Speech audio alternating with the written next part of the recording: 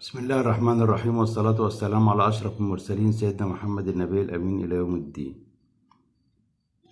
طبعا يا جماعة العملات التذكارية في آخر 3 سنين عملات طبعا ما شاء الله كتير جدا جدا جدا، وفي منها متكرر كتير ومع ناس كتير، بس إلا في عملة واحدة اللي هي اللي معانا دي 150 عام تضامن. العملة دي يا جماعة على إنشاء دار الكتب، 150 عاما على إنشاء دار الكتب. العملة دي بتاع دار الكتب دي يا جماعة الجنيه بتاعها دوت مش موجود، أو بمعنى أصح أنا لم أعثر إلا على جنيه واحد فقط من حوالي 1000 جنيه فضة كنت بفرزها كل حوالي شهر. يعني كل شهر أفرز حوالي 1000 جنيه فضة، ما طلعليش منها العملة دي. طبعا العملة دي كده تبقى يعني مش موجودة كتير، والصك بتاعها كان قليل جدا، وان شاء الله نعرف برضو الصك ونقول لكم عليه اللي هو عمل كام صك منها. طبعا هنا مكتوب 150 طبعا عام 2020 1870، فده كده 150 عام. طبعا مكتوب على اليمين في ثقافة وفي تنوير، ثقافة وتنوير، وفي كتاب طبعا اللي هم الشرط اللي موجودة دي تعتبر كتاب يعني. هنيجي نبص للعملة من الوجه الآخر. طبعا عملة عادية جدا جدا جدا من الوجه الآخر، مفيش أي فيها مشاكل ولا فيها أي حاجة زي ما حضراتكم شايفين اهو.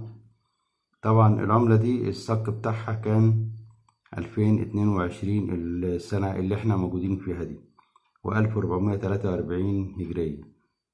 طبعا العملة دي موجود منها النص جنيه بكسرة يعني، وبس الجنيه للأسف مش موجود بكسرة. القطعة دي بس هي اللي معايا من الجنيه. طبعا يا ريت أي حد بيشيل عملات من الهواه أو المحترفين يقول لنا المعلومة دي، أو يقول لنا الصك منها كام قطعة إن شاء الله. وطبعا احنا معانا منها النص جنيه، أوريها لكم دلوقتي برضو أهو. موجود منها النص جنيه 150 اهي برضو. ده الوش والظهر بتاع 50 قرش بتاعة الجنيه اللي هي دي كده. دار الكتب والوثائق القومية، دار الكتب والوثائق، وده الظهر بتاعها الناحية التانية.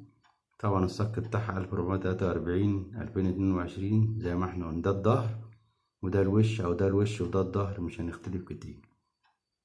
فضلا وليس أمرا الاشتراك بالقناة وفعلوا زر الجرس بالكل، عشان طبعا بمجهودكم الحمد لله قررنا لنا 20 أو حاجات بسيطة على 1000 مشترك.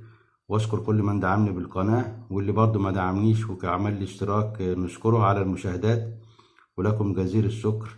وفي ان شاء الله قناة انا بعملها منزل منها حوالي 3 فيديوهات فقط عن العدد والمشاريع، بس انا منزل 3 محتويات عن العدد بس. ان شاء الله انزل لكم الاسواق واصور لكم العدد والمشاريع اللي موجودة، اللي هي طبعا نقول لكم اسعار العدد والمشاريع اللي ممكن تعملوها وكده. القناة اسمها عدد ومشاريع خالد، القناة اسمها عدد ومشاريع خالد.